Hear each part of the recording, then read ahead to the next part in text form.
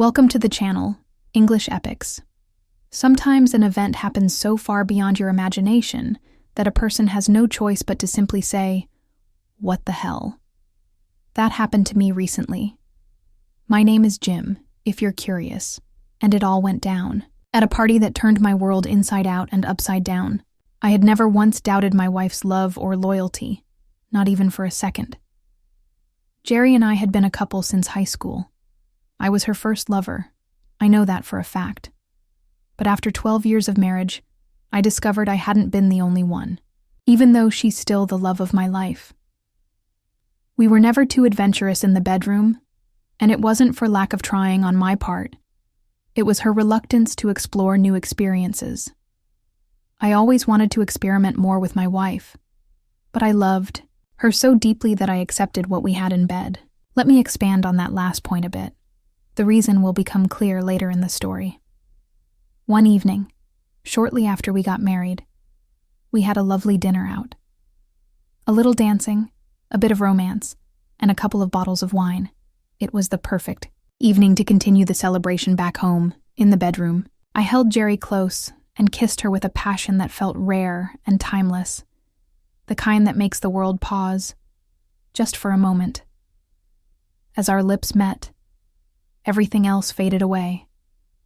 When our tongues touched, it felt like the universe aligned, and, to this day, I've never experienced anything so intense. That night, everything seemed just right.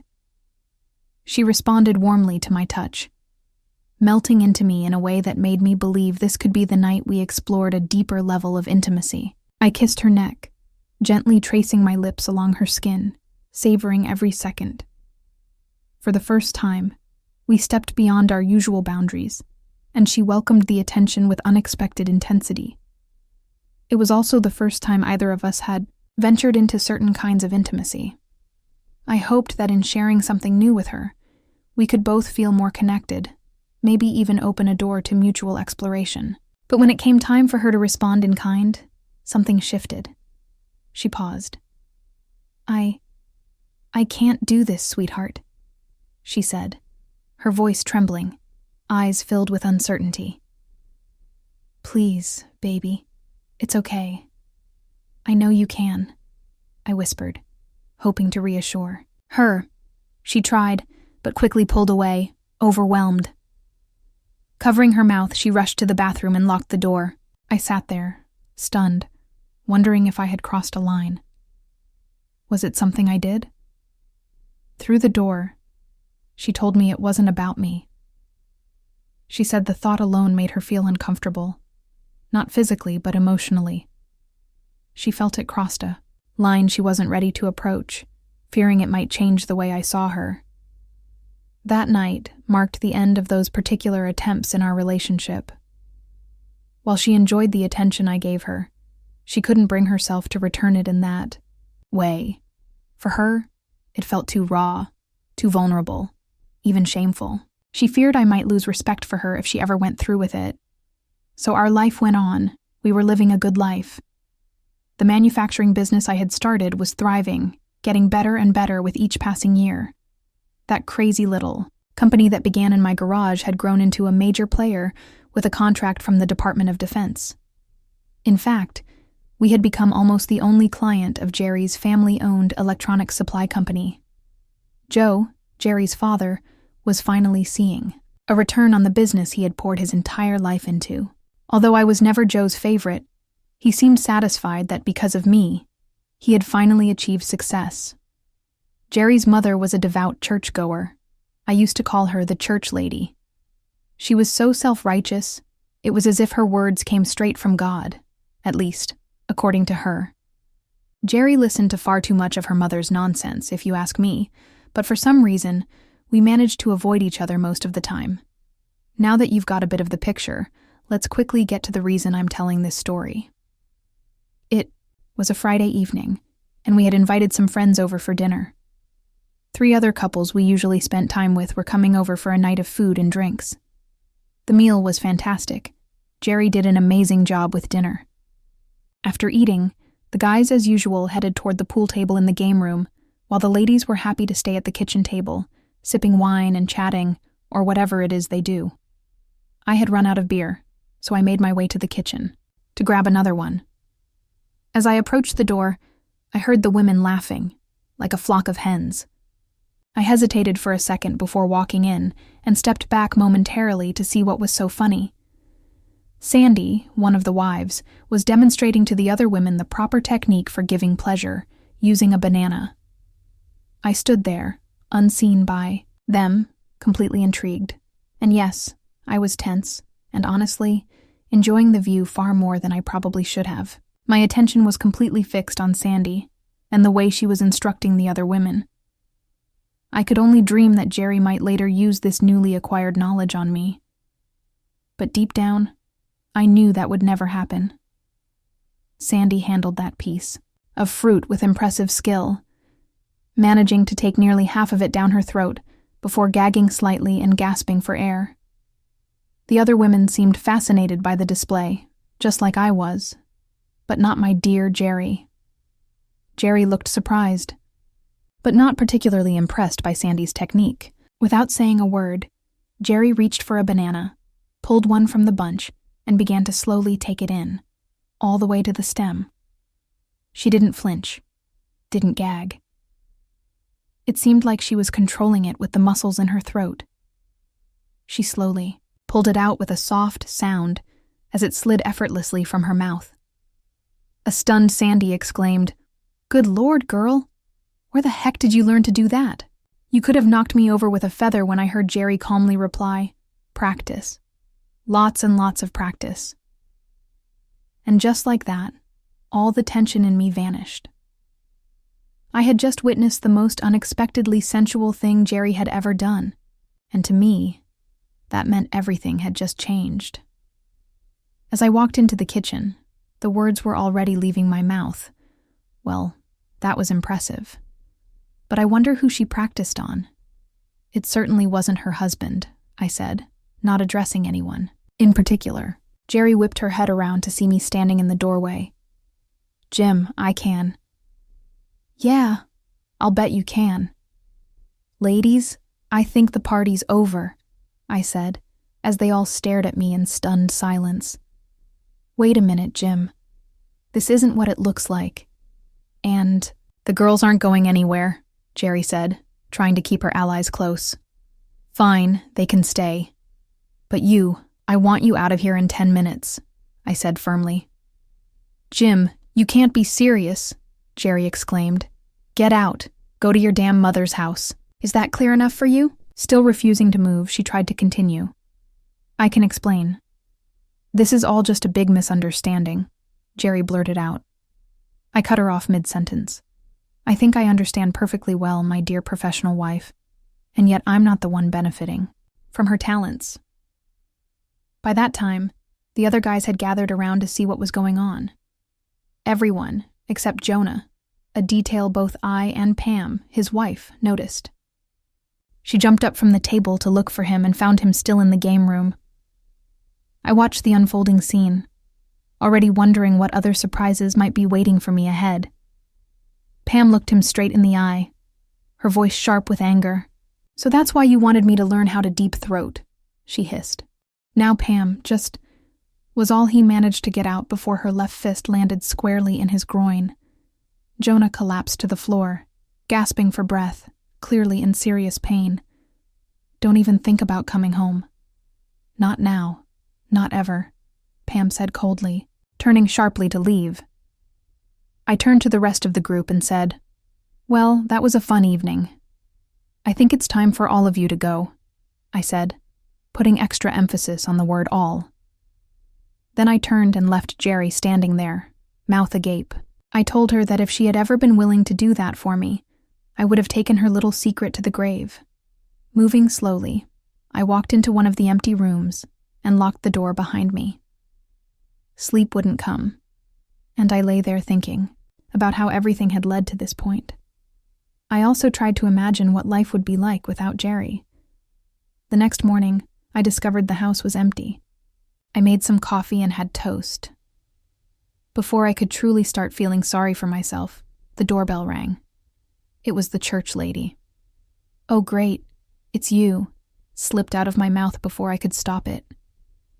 "I've come for some of Jerry's things. If you'd be so kind as to step aside, I'll collect them and be out of your way as quickly as possible," she said, in a rehearsed tone. "Well then, allow me to assist you. That might speed up your Highness's departure," I replied with a mock bow, gesturing for her to come inside. I followed her into the bedroom and pulled out a suitcase for her to pack. She began gathering Jerry's belongings in silence while I watched. When she finished loading the suitcase, she hesitated. Clearly, something was on her mind. And with her usual bluntness, it didn't take long before I found out what it was. "Jim, I know this is all just a big misunderstanding. What would it take for you to come to your senses?" she asked, as if nothing had happened. Thinking quickly, I answered plainly, "Pleasure." Her face tried to mask the disgust she clearly felt toward me. "Well, I'm sure, Jerry," she began, but I cut her off, already calculating how best to spin the moment. "Not from Jerry." "From you," I said firmly. She adjusted her dress and took a deep breath. "If that's what it takes to bring you back to reason." I stopped her cold. I knew it. "I know you too well. It was you all along. You're the one who told her I'd see her as an adulteress. You hypocritical old witch. In your eyes, it's fine for a woman to do that with another man, just not with her husband."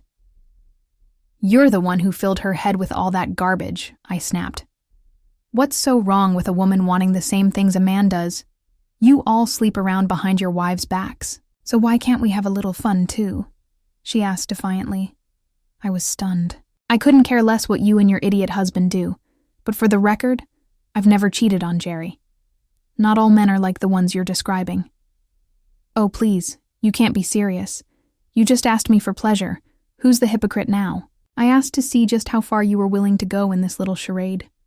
"I'd rather stick it in an alligator's mouth than let you anywhere near me. I think it's best you leave now." "Tell Jerry to expect a call from my lawyer," I said as I grabbed a suitcase and headed to the door. On Monday morning, when I got to work, I went straight to the loading dock. I instructed the foreman to load the last shipment we had received from Joe's company back onto the truck and send it straight back. Just as I expected, Joe was on the phone within the hour that he demanded to know why the shipment had been returned. I simply told him I was being overcharged and would be doing business with a new supplier. Then I hung up. I left instructions with my secretary to tell Joe I was busy when he showed up, and it wouldn't take him long to get there. Sure enough, about half an hour later, I heard him in the reception area. I leaned back in my chair, kicked my feet up, and let the bastard sweat. 3 hours later, I walked out of my office and headed home for the day. Joe immediately jumped to his feet, trying to get my attention. "Jim, I need to talk to you." "I'm busy right now, Joe. Talk to my secretary, maybe. She can fit you in next week," I said coldly. "Jim, I'm begging you, don't do this to me. We're family, Jim," he pleaded. "Cut the crap, Joe. I'm not part of your family. I never was, if we're being honest. I only kept doing business with you because of Jerry. I paid at least 20% more than I should have, just because you were her father. But Jerry screwed me over, and now I have no reason to keep paying you a premium," I said flatly. "Jim, please, I'll be ruined. I spent every last cent just trying to keep up with your demand. For old time's sake, I'll cut the price by 10%. Just please don't do this," he begged. "For old time's sake, give me a break. Now that I see how your family treats respect and loyalty, why the hell should I? You're all liars and frauds, every last one of you. You and your family have always looked down on me. I owe you nothing," I snapped. Then I hesitated for a moment. After all, business is business. "I'm a fair man, Joe. You give me your lowest price, and if it's right, we'll do business. That's all I'm asking for, Jim." "Thank you. I'll give you the price you want," he said with a sigh of relief. I could have, maybe even should have, made the old fool grovel. But that would have just been cruel. I had exposed them all for who they really were, I was done with it. And honestly, it felt good to be free of them. All of them. Except Jerry, of course.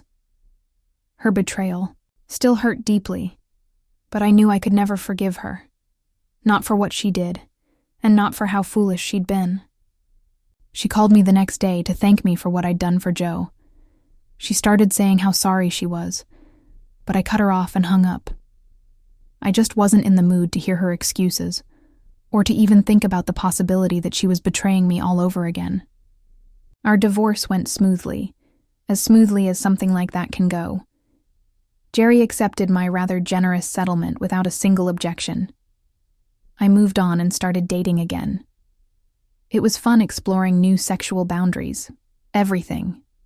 That is, except that particular pleasure. Every time a woman's lips get close to it, it retreats like it's hiding. I found that, even after everything that happened, I still think about Jerry sometimes. I loved her, and that kind of love isn't easy to forget. That's why I still send her gifts on all the usual occasions. Christmas, birthdays, anniversaries. So she doesn't forget either. Yes, I sent her a dozen ripe yellow bananas, so she never forgets. Bye to you all. And once again, the same old story. Shy with the husband. Wild with the lover. Thank you for being with us, and if you're one of those who watches silently, just leave a like. It helps new stories come to light.